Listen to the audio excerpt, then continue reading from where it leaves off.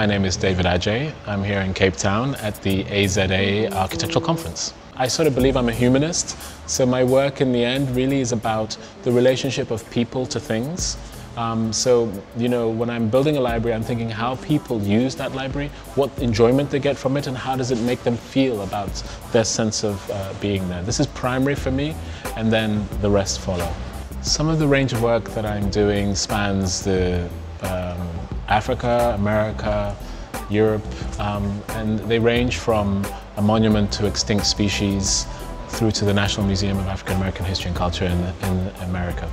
It's a museum that deals with issues of identity and different peoples in different countries, and how African American people have contributed greatly to the identity of America, but also by default to some of the important issues that are in the world about civil rights. Another very important project for me is the School of Business and Management called Skolkovo in Moscow.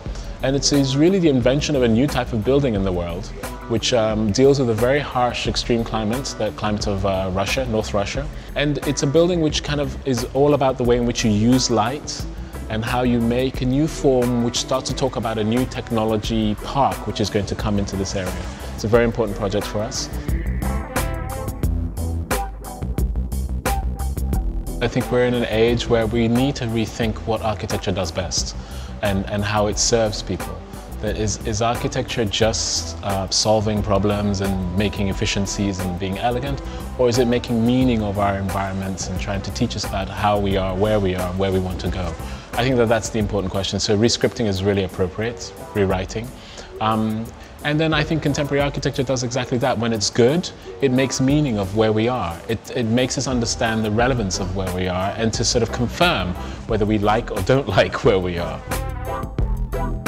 As we become a more globalized world and people from different places move to different cities for economic or cultural reasons, I think the narrative of place becomes very important. And I think we're at a time where, because of migration and the speed of information, it becomes more and more important to tell those stories in those places. And as Africa starts to become economically more strong and starts to build more architecture, I think that there are lessons that need to be learned about how to make place, and not just to keep thinking that there's nothing in Africa and that you have to always look to the west or to the north, but there's a richness that's here that one can grow from and make very powerful identity about place from. The city is one of the greatest inventions of humankind. It's really that profound. It's one of the kind of incredible things that actually organizes a lot of people to share a very common shared infrastructure, water, energy, etc., in a collective way, and to create trade and livelihood. It's a very powerful phenomenon. It's very different to the countryside, which is based on the land, etc. But I'm also of the mind that you should keep the city very city and keep the countryside very countryside. My nervousness is when cities spread and become very homogeneous with the countryside. I think you lose the power of the city, and also it becomes very unsustainable. So I think that we need to make cities more city-like and the countryside more countryside-like, and then that's richer for everybody.